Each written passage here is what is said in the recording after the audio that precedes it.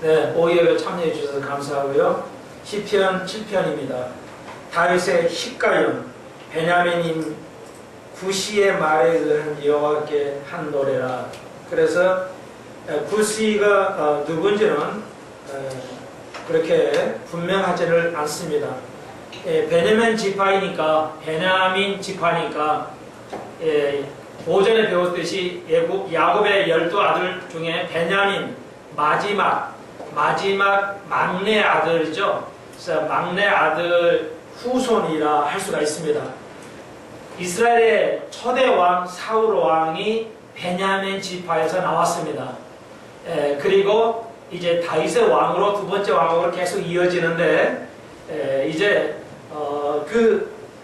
베냐민 지파의 후손 중에 하나인 구시의 말이라 할 수가 있습니다. 구시의 사람은 정확하게 알 수가 없고, 히카인이라는 말은 음악적인 용어, 셀라로 음악적인 용어가 되겠습니다. 이건 시편은 노래입니다. 노래해야지 노래하는 것이라는 것이죠. 이게 이제 기회가 되면 이제 시편 13편에서 좀 얘기를 할 것 같은데 오늘 뭐 거기까지는 가지 않을 것 같고요. 네, 그래서 시편 7편 살펴보도록 하겠습니다. 그래서 다윗의 노래인데, 다윗이 이제 왕으로 있으면서 이제 많은 부하의 직원들의 이제 속임이 있죠. 그래서 지금도 똑같죠.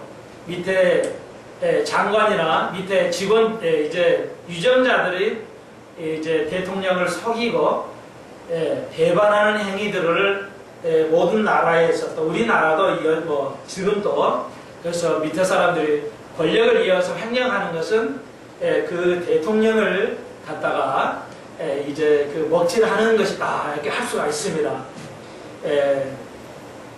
사실은 좀 그렇게 이렇게 말해서는 아니 되겠지만, 권력은 가진 자들, 특히 권력을 가진 자들이 훨씬 더 부패합니다. 놀라운 것은, 그래서 절대 권력은 절대 부패한다는 말은 사실 칼빈에서 나온 겁니다.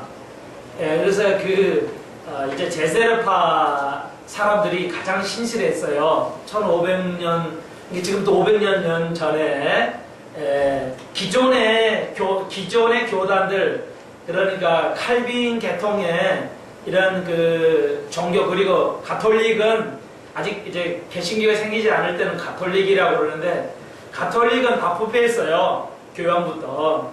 그래서 이제 신실한 사람들이 있었는데, 그것 중에 제세례파 쪽이 이제 신실한 크리스찬이었어요.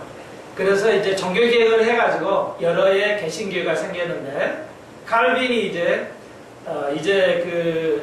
정말 그 당시 제세례파 사람들을 아주 사람을 죽여갔어요. 교리에 안 맞다고 해서. 그래서 자기 교리 안 믿는다고 해서 사람을 잡아다가 죽였는데, 정말 그때 이제 제세례파 사람들이 이제 그쪽 칼빈을 향해서 절대 권력은 절대 부패한다. 그래서 가톨릭이 한 1000년 동안 절대 권력을 가졌어요. 절대 권력을 가졌어요. 그러니까 부패할 수밖에 없고 1000년 동안 부패했어요. 1000년 동안 영적으로 육적으로 그냥 다 부패했어요. 구원을 어떻게 받는지도 몰랐어요. 자, 잠깐만 이해하십시오. 오늘 좀 이렇게 본문이 좀 서론이 길어지는데, 그러니까 400년까지는 초대교회가 거의 교리가 부패하지 않고 400년 동안 갔어요. 예수님 이후에. 그리고 400년이 지나서 기독교가 자유를 얻게 되면서 기독교가 폭발적으로 늘었어요. 기독교가. 초대교회는 그 환란 중에서 늘었고, 400년의 기독교가 정식 공인을 얻으면서 기독교의 믿음의 자유를 찾으면서 편안해지다 보니까 기독교가 권력화됐어요. 그래서 400년부터 1500년까지 대략 한 1100년 동안은 절대 권력을 가지게 됐어요. 그래서 절대 부패를 했어요. 그래서 그 중에 하나가 뭐냐, 제일 중요한 거, 구원을 어떻게 받는가 다 잃어버렸어요. 그래서 사람들이 구원을 어떻게 받는지 몰랐어요. 1100년 동안 구원을 어떻게 받는지를 몰랐어요. 왜 그렇게 종교가 못 써요? 권력이 부패해가지고. 그러니까 지금도 어때요? 구원을 어떻게 받는 거고 구원을 어떻게 확신하는가에 대해서 거의 생각을 거의 안 한다는 겁니다. 예, 거의 안 하는 것은 지금의 생각은 지금부터 500년 전까지의 생각이다 이렇게 말하시면 맞습니다. 그래서 그래서 이제 1500년에 칼빈이나 루터가 종교 개혁을 해가지고 딱 한 가지밖에 못했어요. 믿음으로 구원받는다는 사실을 알게 됐어요. 성경으로 돌아가자. 그래서 성경으로 돌아가는데 겨우 한 게 믿음으로 구원받는 거나 교회 다닌다고 구원받는 게 아니구나. 우리가 믿음으로 구원받는다. 그거 하나밖에 못했어요. 그리고 아무것도 못했어요. 지금까지. 지금까지 아무것도 못했어요. 근데 그것도 좀 사라져버렸죠. 구원은 어떻게 받는 거야? 오늘 우리가 성경 전체는 구원에 관한 이야기예요. 구원의 세 가지 관한 얘기밖에 안 합니다. 여러분 아시겠죠? 그래서 이제 절대 권력은 망한다는 말은 이 사람들이 하는 게 아니라 제세르파이들이 그러면 칼빈도 했나요? 놀랍게도 칼빈이 이제 권력을 가졌어요. 그래가지고 스위스 제네바에서 제네바 교회를 세웠는데 절대 권력을 또 가졌어요. 본인도.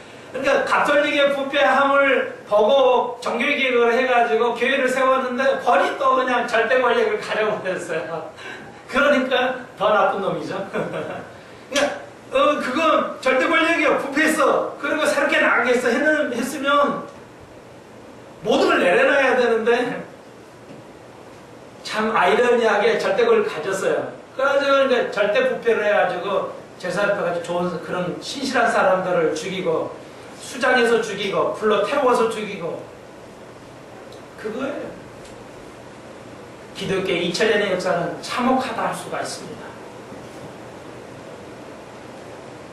우리는 이런 세상 속에 살아요.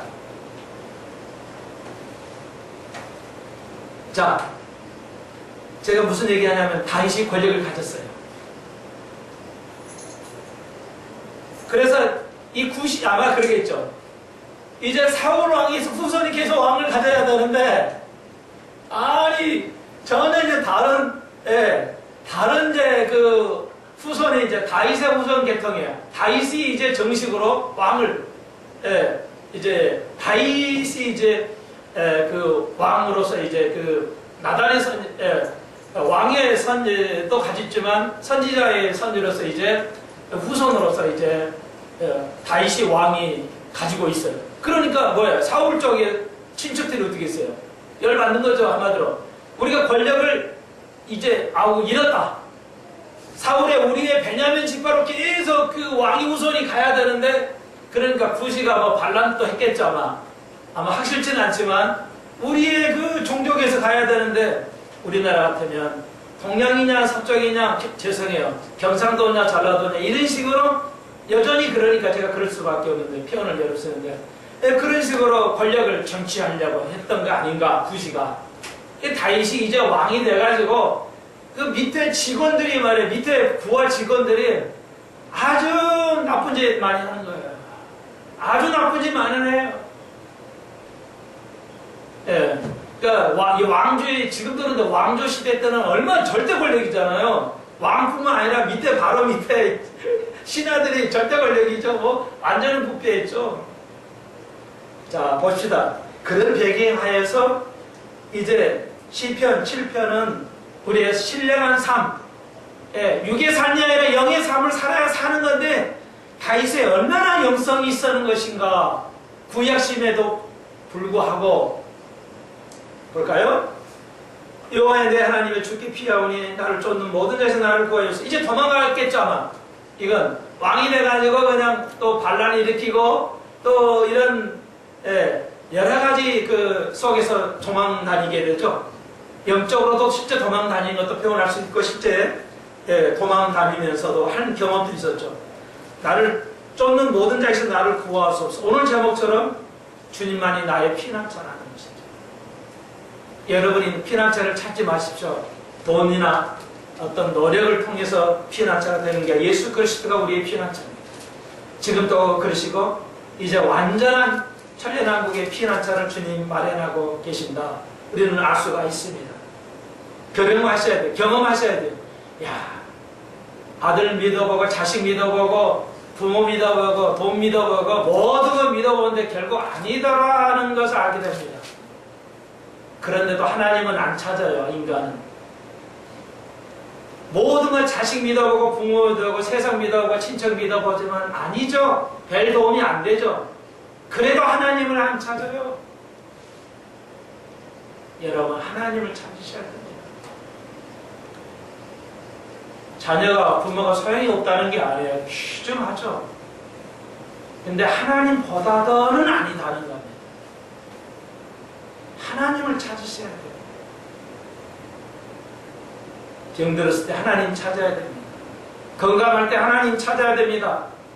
어려울 때 하나님 찾아야 됩니다. 내가 피할 곳은 거기밖에 없어. 마음이 편한 데는 그게 주님의 말씀밖에 없는 겁니다.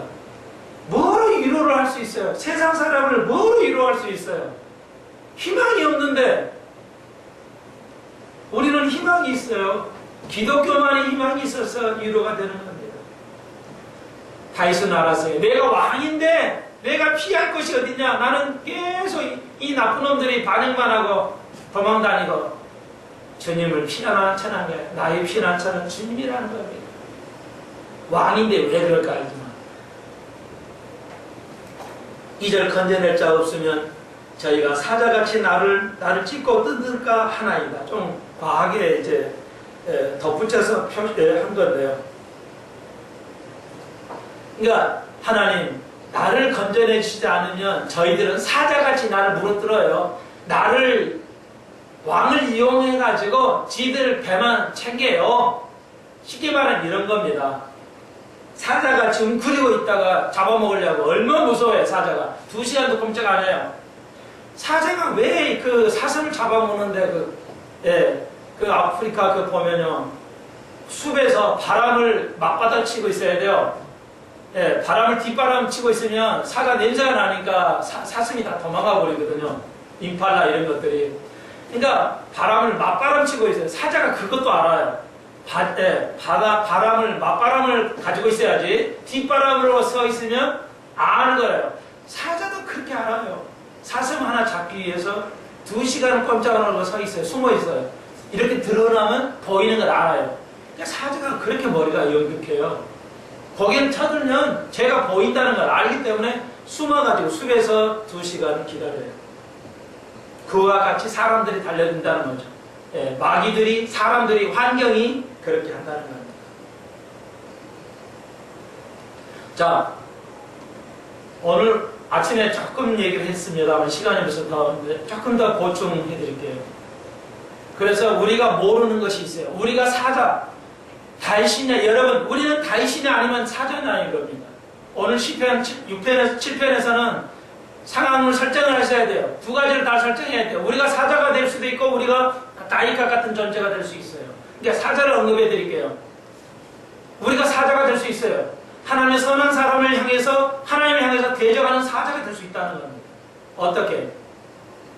오전에 배웠듯이 내가 의도는 안 해요. 내가 의도는 아닌데 남을 그냥 입방을 쪄요. 예를 들자면 입방을 찌면서 살아요. 근데 그건 경미한 거. 남이 하고 보통 다 하는 건데 내 의도가 없어. 남을 나쁘게 말할 의도는 없어요. 그래서 우리는 그것을 죄라고 생각하지 아니하면서 살아갑니다. 우리는. 그런데 하나님의 눈에 볼 때는 심각한 것인데 어느 정도라고요? 고린도서 6장 10절에 후욕하는 자가 하는 나라를 유혹을 받지 못한다는 거예요. 누구에게? 고린도 교회에게 하는 겁니다. 세상 사람에게 하는 게 아니에요. 고린도 교인들에게 하는 겁니다. 왜? 교인에게도 이런 사람이 있다는 겁니다. 천국 못 갈 사람이 있다는 겁니다. 이렇게 하면 못 간다는 겁니다. 네, 그렇습니다. 우리가 성화의 길을 가지 않으면, 끊임없이 추가하지 않으면 우리가 사자가 된다는 겁니다.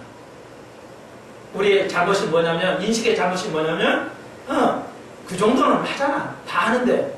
그러니까 고정관념이 생겨요. 잘못된 고정관념이라는 것이죠. 우리는 이것도 깨우쳐야 되는데, 목사, 장로도 서심없이 말을 해요. 아무도 적용을 안 해줘요. 아무도 이걸 가르쳐주지 않아요. 모르고 살아요. 후욕은 그냥 막 이렇게 하는 거. 여러분 정치인들을 집에서 판단할 수 있어요. 옳고 그른 거. 그러나 조심해야 돼요. 입방아 찌면 안 된다는 겁니다. 예, 입방아 찌면 안 된다는 겁니다. 그것이 하나님의 시각이라는 것입니다. 그래서 미국 사람들은, 미국 목사님이 후욕이라, 우리 욕 그러면 나쁜 거라 알지만 그런 입방아쯤은 뭐 보통이 아니야 이렇게 생각할 수 있는데, 제가 어떤 주석을 읽어보니까 많은 주석을 이제 찾으려고 예를 쓰죠. 근데 어떤 그 메가더 목사님 그 주석을 오늘 읽어봤는데 그러시더라고요. 써놓은 거 읽어보니까 마일드라는 거예요. 그 마일드 씬이라는 거예요. 그러니까 마일드하다는 거죠. 그 후욕은 마일드하다는 거예요. 그러니까 썩 마일드하다는 말은 좀 이렇게 상쾌한 상쾌한 욕. 뭐 별로 그렇게 심하지 않는 욕. 그래서 이 사람은 마일드 씬이라고 하실 때 그 주석을 써냈더라고요. 안 됩니다. 그러니까 가볍잖아요. 가벼운 조금 나쁜 역이잖아요. 가십 정도잖아요. 그건 하늘나라에 못 갑니다. 못 가는 겁니다. 예. 여러분, 우리가 이거 조심해야 돼요. 그런데 전혀 그걸 느끼지 못하고 말한다는 것은 구원이 없다는 건 명백합니다. 그러나 우리가 어떻게 하다 보면 내가 말을 실수할 수 있어요. 오케이, 괜찮아요. 주님은 우리의 값을 아십니다. 우리의 연약하심을 아십니다. 그런데 아예 의식이 없다. 그러면 그분은 심각한 거예요. 그러니까 여러분 깨달으시고 여러분이 가르치셔야 돼요. 그래서 성경은 말합니다. 심중에 말하라. 심중에, 마음에 말하라고 말하고 있습니다. 드러내지 말고 그것을 마음에 말하는 것입니다. 여러분이 나는 그것 때문에 늘 힘들어요. 여러분 구원받은 자입니다. 확신을 가지십시오. 여러분의 느낌이 구원을 못 받는 게 아닙니다. 그렇게 깨닫고 그걸 고통을 느끼고 그러니 어려움이 나에도 이런 게 있다고 생각하시는 분은 그것을 마음의 고통을 가지고 있다면 여러분은 구원받는 확신입니다. 담대하게 구원을 선포하십시오. 구원을 전파하십시오.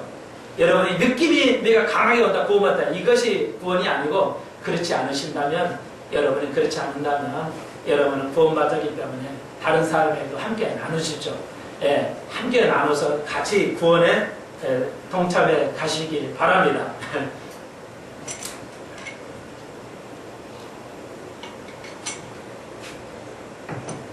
저희 식구도 그런 걸 들었고 저도 전화를 했어요. 제가 한번 얘기했잖아요. 오라고. 도저히 말을 못하겠어요. 말하면 형제간에 완전히 금이 가게 생겼어요. 그래서 제가 안 되겠다고 다음에 하자고 했습니다. 참으로 어렵습니다. 근데 그 말하는 사이에 그것이 딱 말을 하니까 내 가슴에 팍 오는 거예요. 저건 구원이 없는데, 저건 후역인데, 이렇게. 그러니까 순간이면 팍 오는 겁니다. 그게 성령이 하시는 겁니다. 옳까 그렇게 판단은 여러 번 하시겠지만 아주 스피리추얼, 아주 영적인 사람은 그냥 팍 와요. 그러니까 너무 육이 쌓여있으니까 내가 진짜 욕 갖고 사는 거냐? 좋은 말하고 사는 거냐도 몰라요. 그것도 모르고 살아요. 모르는 게 제일 무서운 거예요. 모르는 것은 정당화되지 않습니다. 나 예수 몰랐는데요? 성경 몰랐는데요? 정당화되지 않죠. 법정에서도 정당화되지 않아요. 법을 몰랐다고 해서 죄가 사면되지는 않습니다. 그게 법 이론이에요. 그렇죠?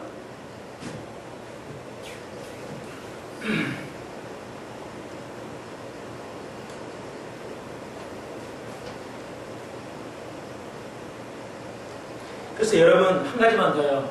그러면 후역이라는 게 뭘까요? 또 다른 말로 영어 그 다른 영어 성경, 그러니까 NIV에 보시면 후역이라는 걸 슬렌더라고 했어요.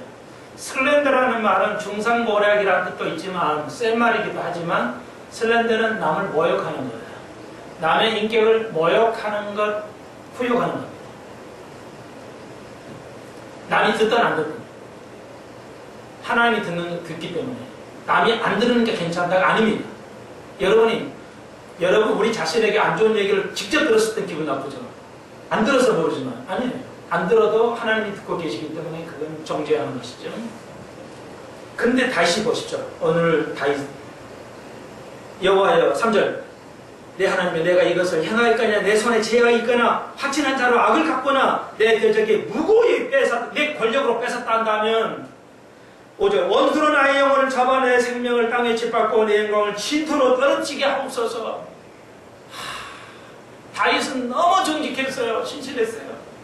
내 권력을 이용해서 어떤 것을 뺏어갔거나 남을 무고히 한 걸 했거나 하치는 자에게 악으로 갔거나 내가 이와 같이 사자와 같이 그렇게 나를 다른 사람이 나를 안 들린다가 맞대로 말하는 거 내가 그것이 있었다면 나의 영혼을 진토에 밟으라고 하나님께 너무 자신 있게 말하잖아요. 다윗이 완전했단 말이 아니에요. 우리가 그런 삶을 살아야 돼요.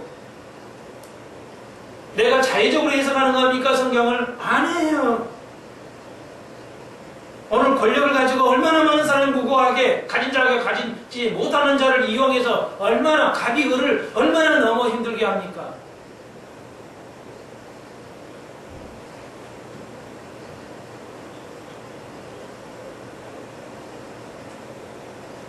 나의 땅을 땅에 질밟으라는 게 하나님 내가 그 정도로 그런 삶을 산다면 하나님 나를 진토에 그냥 밟아버리시라는 거예요. 이야 정말 대단한 영성이죠. 다윗의 영성. 왕의 권력을 가지고도 이 정도로 신실했다면은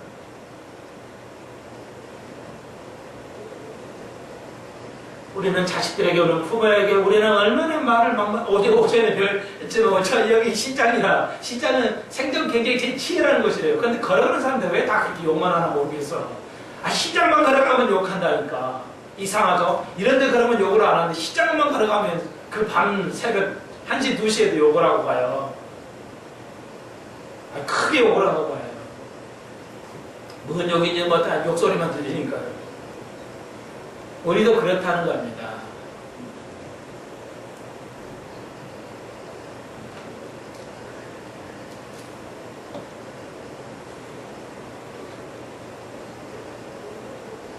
어르신들은 며느리에 대해서 얼마나 입방을 칩니까? 잘하는 것만 보십시오. 다 불완전해요. 시어머니가 완벽하지 않습니다. 며느리의 그 아름다운 모습을 보면 돼요. 우리는 사람들의 아름다운 모습을 보고 가야 돼요. 잘못된 것은 배울 것이 하나도 없어요. 악한 것은 그 모양이라도 버리라고 그랬어요. 바울이. 악한 것은 그 모양이라도, 그 개그라도, 유머라도 버려라. 할 정도로 바울이 우리에게 말합니다. 뭐 사람 죽여야만 지옥 가는 게 아니에요.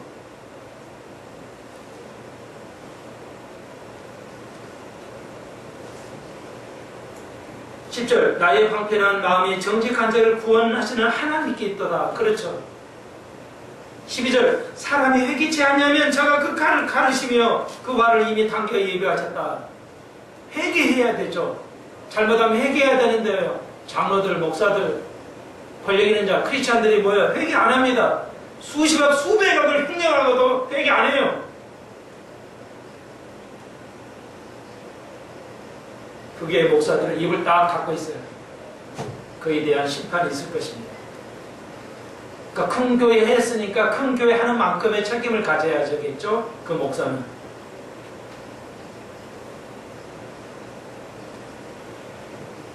(17절) 결론은 꼭 그렇게 지어요. 내가 여호와의 일을 따라 감사하며 지극히 높신 여호와의 이름을 찬양하리로다. 그러면 이렇게 그런 입방아치지 않는 해결 방법 뭐예요? 항상 여호와의 이름을 찬양하는 거예요. 이름이 뭐냐면 여호와의 이름이 뭐예요? 여호와의 이름이와 이름이죠. 여호와죠. 여호와의 이름이 여호와잖아요. 여호와, 야훼. 근데 이름이라는 게 히브리 말로 셈이라는 거예요. 셈. 함과 셈과 야벳이 있죠. 아브라함의 세 아들 중에 함이 있었죠. 셈이 있었죠. 그리고 야벳 있었죠. 야벳은 백인이고 함은 흑인. 셈은 황정 인정, 다시 말해서 유대인들이에요. 근데 셈이라는 말이 이름이란 뜻이에요. 셈이라는 거지. 그러면 여호와의 이름으로 예수님의 이름으로 기도한다는 것은 뭐냐? 끝내려고 그 여호와의 예수님의 이름으로 기도합니다가 아니에요. 예? 절대 그 뜻이 아니에요. 그러니까 그냥 아멘 해도 돼요. 그럼 우리는 다 웃어요.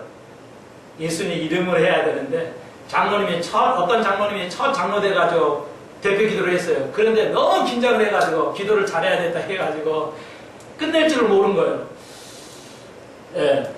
처음 집사님 돼가지고 대표 기도를 했는데 아무리 더 교인들이 나는 끝냅니다 했는데 안 끝나요. 이상하지 왜 이렇게 안 끝나나. 알고 봤더니 나중에 봤더니 예수의 이름을 안 한 거야. 아멘 하고 나 끝나는데 또 안 하는 거야. 교인들이 아멘을 안 하니까 또 계속 하는 줄 알고 계속 말을 하고. 그런 일이 있을 수 있잖아요. 긴장을 하니까 장로님이 긴장해가지고 아멘 했는데 자기는 끝내버린 거야. 야, 아멘 하고 끝나는데 교인들이 계속 눈 감고 있으니까 그래가지고 다 웃어버렸죠. 아니에요.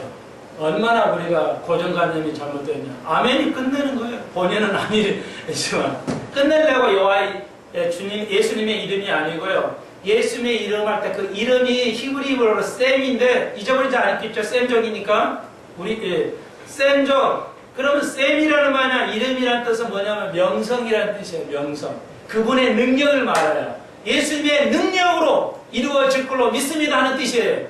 끝내려고 하는 게 아니에요. 아멘만 해도 끝이에요. 끝나는 겁니다. 근데 예수의 이름이 제일 중요해요. 왜?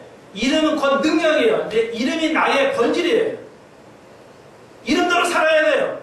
여호와도 이름대로 사는 겁니다. 그분의 이름이 높인다는 말은 그의 명성은 어마어마한데 천년왕국 때 그의 완벽한 명성을 이룰 것이라는 겁니다. 지금은 안 보이니까 뭐 하나님 어디 있어요? 뭐 없는 거잖아요. 그런데 그의 이름을, 그의 명성이 언제 드러날 거예요? 천년왕국 때 드러나게 됩니다. 만국이 그의 이름을 찬양할 것이다라는 것이죠. 자, 그래서 그의 이름을 논하는 거예요. 예수의 그분의 하신 일을 우리가 이야기하는 거예요. 펠로십을 그걸 하면 되는 거예요. 늘 감사함으로 나가면 돼요. 성경에 우울증은 없어요. 우울증은 병이 아니에요. 세상에서는 약조가 병이라고 하지만 아니에요. 우울증의 치료제 뭐예요? 감사하죠. 늘 감사합니다. 짜증나면 소화도 안 되고요. 예.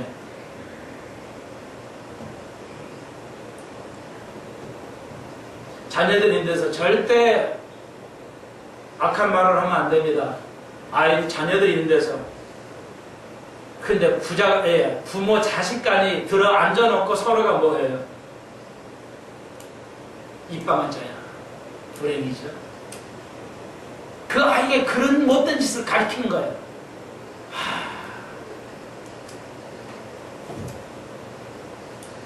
꼭 얘기하고 싶은데 형제간이 금갈 것 같은 말씀 못하겠어요.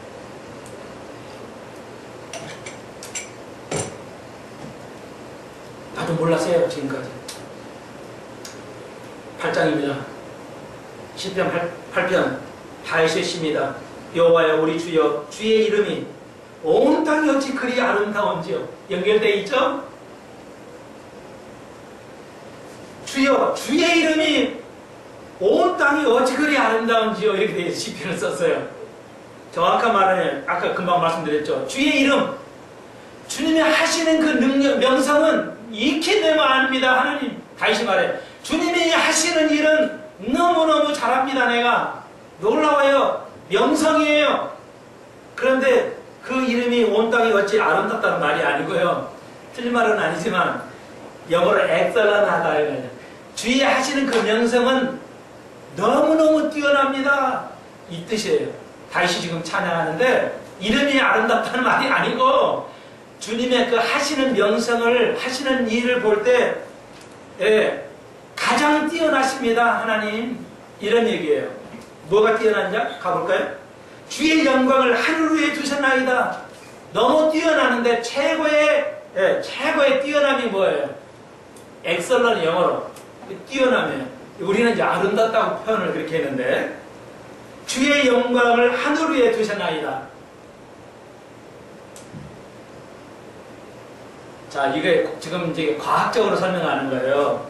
여러분, 하늘 위에니까 하늘 위에니까 하늘 이렇게 생각하시면 안 돼요. 우리의 개념은 하늘이니까 하늘이니까 하늘 위에니까 하늘 이렇게 생각하거든요. 근데 이게 아니에요. 정확하게 하늘 위에예요. 하늘 위에. 하늘 위에 뭐가 있어요?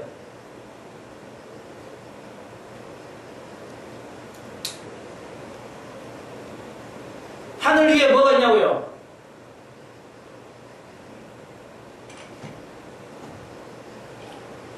금방 읽고도 몰라. 읽고도 주의 영광이잖아요. 네? 참 내가 어려운 질문하는 게 아니에요. 하늘 위에 뭐가 있어요? 주의 영광이 있다고요. 참 다들 뭐야 모르지. 안 가보는데 모르지. 하늘 위에 뭐가 있어요? 영광이 있다니까요. 다윗이 알아버렸어요. 하늘 안 가봐도 안다니까요. 만원경 필요 없어요. 만원경이 필요 없다니까. 하늘 위에 뭐가 있어요? 주의 영광이 있다는 거예요. 그러니까 주의 이름은, 주의 하시는 능력은 엑설런, 아주 뛰어나다는 거예요. 최고라는 겁니다. 그래서 영어를 읽으면 above the heavens예요. 그러니까 하늘 위에 있다는 거예요. 하늘 heavens, 하늘들. 그러니까 여기 대기권을 하늘 heavens, 하늘 영어는 반드시 heaven은 단수를 안 써요. 복수를 써요. 예, heavens 하늘들이에요. 근데 우리는 하늘이지만 자 지상에 있는 거, 대기권 안에 있는 거, 그 하늘이에요. 그리고 대기권 밖에 있는 거, 이게 두 번째 하늘. 그리고 하늘 그 위에 있는 거, 거기가 3층이야. 우리가 보이는 우주, 이게 우리 하늘. 거기 또 그 다음에 있는 하늘. 그게 세 번째 하늘이에요.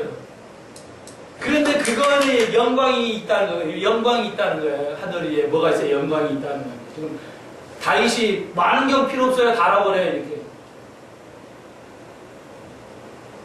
이건 뭘 얘기하냐면요. 현대 과학이 바뀌었죠. 우주는 유한하다는 걸 알았어요. 우주는 현대 과학이 바뀌었어요. 우주는 유한하다. 무한하지 않아요. 2000년 전에 헬라 철학가들이 우주는 무한하다고 생각을 했어요.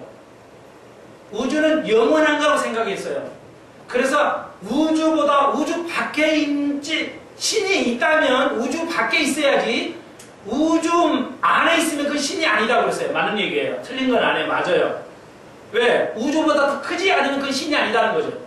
그러니까 영원한 것보다 더 크지 않으면 그건 신이 아니다. 맞아요. 잘 봤어요. 정확하게. 그런데 거기 있냐? 그런 게 있냐? 이 무한한 넓이를 가지고 있는데 그 밖에, 그 우주 밖에, 하늘 밖에 있는 것이 있을 수 있냐? 없다. 그러니까 우주가 신이다. 이렇게 말한 거예요. 이해하시죠? 아니 우주 만물보다 하나님이 더 작으면 어떻게? 그 하나님이 아니야. 그 신이 아니라고요. 맞아요. 근데 헬라인들은 잘못 생각했어요. 우주가 무한하니까 우주 자체가 신이라는 거죠. 하나님은 신은 존재하지 않는다. 그런데 하나님께서 다윗을 통해서 뭐라 해요? 우주를, 만물을 손뼉 한 뼘으로 재버린다고 했어요. 그러니까 헬라 철학가들 맞아요. 뭐? 하나님은 살아계신다. 하나님은 우주를 손 한 뼘으로 재버릴 정도니까 당장 하나님은 또 얼마나 크신 분이냐 상상할 수 없어요. 그래서 다윗은 그걸 가지고 뭐라고 그랬어요? 영광이라고 그랬어요. 주의 영광의 관계. 그러니까 영화의 관계는 상상할 수 없어요.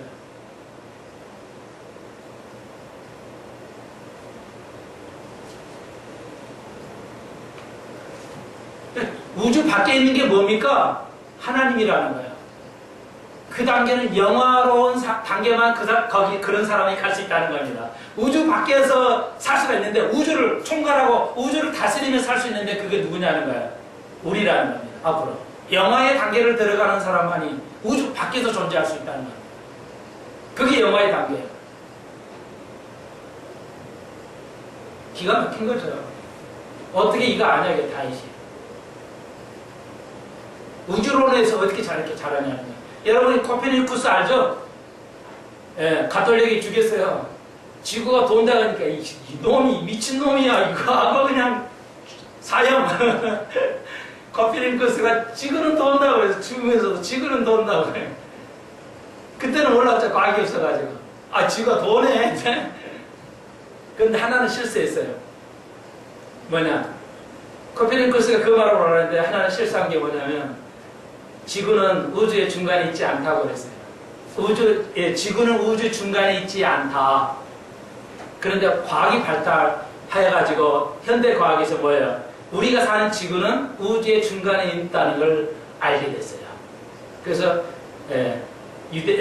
서양 사람들의 얼굴에 똥칠을 했죠. 한 번은 아주 좋게 칠했는데 한 번은 똥칠을 해서 자존심을 깎았어요. 왜? 서양 사람들의 자존심을 동양 사람들에게 비할 때 서양 사람의 자존심 깎인 하는 게 코페르니쿠스의 지구는 우주의 중간에 있다는 걸 그 실수하는 거에 대해서 동양 사람들에게 굉장히 자존심을 꺾겠다 이렇게 서양 사람들이 느낍니다. 어떻게 알죠? 우주에 지구가 중간이라는 걸 어떻게 알아요? 다시 어떻게 알았을까요? 여러분 우리가 달빛을 미국에서 보나 아프리카에서 보나 여기 우리 한국에서 보나 달빛은 항상 달빛이 그 하늘에 빛나는 달빛이 다 똑같죠. 다 똑같다는 말은 중간에 있기 때문에 똑같아요. 이렇게 공의 넓이에서 중간에 있어야 달빛이 오는 그 밝기가 같기 때문에 이게 우주의 귀퉁이에 지구가 있으면은 어느 한쪽은 그냥 시커매야 돼요. 거의 별빛이 안 비친단 말이에요. 너무 멀리서 오니까. 근데 중간에 있기 때문에 어디에서 봐도 햇빛은 거의 똑같이 반짝반짝하죠. 별빛이. 그래서 다이슨은 알았어요. 지구는 온 우주의 중간에 있다는 거, 중심부에 있다는 걸 알게 됐습니다.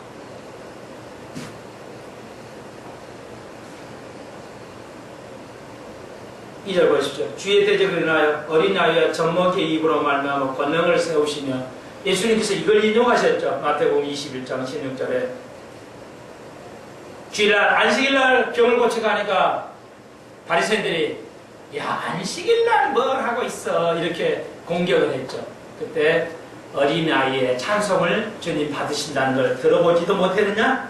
역시 시편 8편을 읽어보지도 못했느냐? 하고 말씀하신 것입니다. 다시 말해서 기도하는 것, 교회 안에서의 기도하는 곳은, 기도하는 집에서는 우리의 연약한 어린아이의 찬송, 불완전한 찬송을 온전케 하신다는 겁니다. 우리의 교회 안에서의 교회에 오는 것은 무엇하다? 우리의 불안한 것을 온전케 하신다는 겁니다. 그래서 교회 오는 겁니다. 우리를 성화로 만든다. 우리를 온전케 하신다는 뜻입니다. 그래서 원수와 보수자로 잠잠케 말하지 못하게 하겠다는 것입니다. 놀라운 것이죠. 축복이죠. 3절 주의 손으로 만드신 주의 하늘과 주의 베푸시는 두신 달과 별을 내가 보오니 주의 손가락으로 만들었다는 겁니다. 그러니까 우주 만물은 한 뼘도 안 된다는 겁니다. 그렇다면 하나님이 다시 한번 얼마나 큰 존재인 것인가. 다시 말해서 이 말은 하나님, 다시 말합니다. 하나님은 우주의 주인이십니다. 하나님 만드신 이 우주의 광활한 우주의 창조 사역은 다른 말로 말해서 구속 사역보다 비교할 때 아무것도 아닙니다. 이런 말입니다. 무슨 말인지 이해하시겠어요? 하나님의 사역이 두 가지가 있어요. 크게 창조 사역하고 구속 사역인데 이 우주를 만물을 만드는 것은 구속 사역, 예수님께서 친히 십자가에 죽어야 된다는 거에 비교할 때 아무것도 아니라는 겁니다.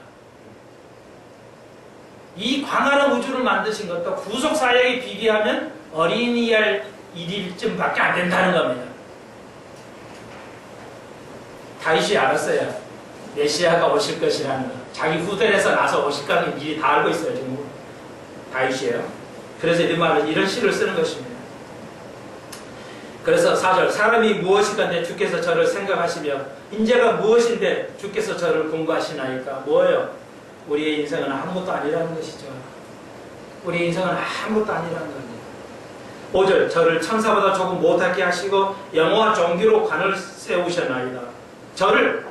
우리를, 나를 저를 다윗을 말하고 있어요. 천사보다 좀 못된다. 이거 천사가 아니고요. 잘못된 인쇄 번역입니다. 그 원어를 보면 엘로힘으로 돼 있어요. 히브리 말에 엘로힘, 하나님입니다. 우리를 누구만큼 하나님보다 조금 못하게 하셨다는 거예요. 그러니까 이 창조 사역이 놀라운 겁니다. 천사도 하나님의 형상으로 안 닮게 했어요. 근데 사람만이 하나님의 형상으로 닮게 했어요. 놀라운 거죠. 근데 이게 회복이 안 됐어요. 이거 회복을 해야 돼요.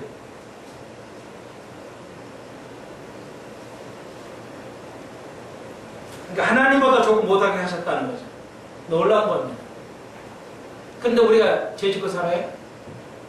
그냥 농담 따먹기 하고 살아야 되겠어요? 아니라는 것입니다. 우리를 영화롭고 영화의 단계와 전귀의 단계로 관을 씌우셨다는 거예요. 우리를. 그리고 6절 주의 손으로 만드신 걸 다스리게 아담을 하여금 모든 걸 다스리라고 그랬죠. 다스리게 했어요. 자, 세 번째입니다. 세 가지입니다. 우리에게 관을 씌워서 영예를 주셨는데 뭐예요? 영화로운 거, 정기로운 거, 6절에 다스린 것. 세 가지를 주셨어요. 그런데 왜 우리는 인간에게 관을 씌워주는데 왜 우리는 이런 삶을 살지 못하는 것인가? 히브리서 2장 6절로 9절에 보면 잘 그 답이 나와 있어요. 히브리서 그 시간이 가지만 2장 6절에 보시면요. 누가 어디 증거에 가르쳐 사람이 무엇이 했는데 주께서 저를 생각하시며 인자가 무엇이 간데 주께서 저를 공부하시나이까. 저를 잠깐 동안 천사보다 못하게 하시며 영광과 정기로 간시우며. 그러니까 히브리서 기자가 여기 시편 8편을 인용해 쓴 겁니다. 9절의 중간에 영광과 정기로 간쓰신 예수를 보니 이를 행하시면 하나님의 은혜로 말미암아 모든 사람을 위하여 죽음을 맛보려 하심이라 하는 것입니다. 그러니까 우리에게 관을 씌웠는데 왜 우리가 이렇게 고난을 당하고 이런 세 가지를 못하는 것인가? 히브리서가 답을 주죠. 잠깐 동안 우리의 고난을 통해서 우리가 온전해지기를 소망한다는 것입니다. 예수 그리스도처럼 예수 그리스도 관을 씌웠지만 예수 그리스도 고난을 통해서 영화에 담기듯이 오늘 이 땅에 살며 우리의 고난을 통해서 이 세 가지를 온전케 하실 때가 올 것이라는 겁니다. 그것이 바로 천련한 거기 때문에 천련한 게 없다는 것은 성경 전체 해석을 할 수가 없게 되는 겁니다. 불가능하게 하는 겁니다. 제가 천련한 걸 강조하려는 것이 결코 아닙니다. 우리는 우리는 종기, 우리는 다스려본 적도 없어요. 그런데 언제 다스려야 돼요? 천국 가서 어떻게 뭐 다스릴 수 있겠어요? 아니라는 거예요. 이 땅에서 다스려야 된다는 것이죠. 너무나 명백하다는 것입니다. 다시 한번 왜 우리는 아직도 못하나? 우리가 고난을 당해야 돼요. 우리가 예수처럼 우리가 고난을 당해야 우리가 참 영광의 영화의 단계, 정기의 단계, 다스림의 단계에 들어간다는 것이죠. 그리고 우리가 그리스도의 모습을 온전히 닮아지면 그때 우리는 천년왕국에서 이 영화 정귀의 다스림이 완전히 성취될 것입니다. 시편 8편은 예언서입니다. 그리고 인류 역사에 된 적이 없죠. 우리가 이제 이 땅에서 이 세 가지의 관을 씌우고 실제로 하게 될 것이라는 것이죠. 성경은 이렇게 체계적으로 짝짝짝 맞아 들어가야 된다는 것입니다. 그래서 7절 곧 모든 무양과 들짐승이며 공중의 새와 바다의 어종과 해로, 바다의 길이라는 거죠. 해로에 다니는 것입니다. 그러니까 이제 해양학에서 이게 1700년도인가에 알게 됐어요. 바다에도 바다 물길이 있다는 걸 알았어요. 바다 물이 어디로 해서 어디로 돌아가는 것을 해양의 지도를 그리게 만들었어요. 그런데 알고 보니까 시편 8편에 해로, 바다에 길이 있다는 것. 물도 공중에도 길이 있고요. 그렇죠. 공중에도 길이 있어요. 육지만 길이 있는 게 아니에요. 바다도 물이 지나가는 길이 있습니다. 해양학은 그걸 모르면은 선원의 배가 다닐 수가 없어요. 물길 따라 가야 되기 때문에. 그래서 바다도 바다는 물이 그냥 있는 줄 알았지 아니에요. 해양학에서 이제 바다가 물이 어디로 돌아가서 어디로 회귀한지를 바다 지도를 그리는데 성경에 이미 있다는 겁니다. 다윗이 알아버렸어요. 에러가 있다는 거. 놀랍지 않아요, 여러분? 그래서 9절 결론집니다. 여호와 주여 주의 이름이 온 땅에 어찌 그리 놀랍습니까? 주의 하신 일이 어찌 그렇게 놀라웠냐는 거예요. 우리는 이제 더 어마어마한 놀라운 것을 보게 될 것입니다. 우리 세 가지 영광과 영화와 전기와 다스림이 우리에게 있을 줄로 믿습니다. 네, 분명하잖아요. 놀랍지 않아요?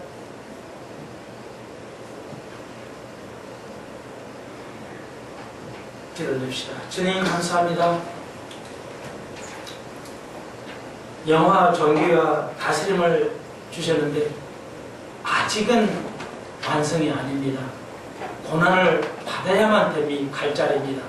성화를 가야만 될 자리에 오면 하나님 우리가 이걸 믿고 나아가게 하시고 이 어려운 세상을 견디고 이기고 성화에 가서 세 가지의 관을 씌울 수 우리가 받게 하시고 신이 이 다스리는 영광을 누리게 하여 주옵소서.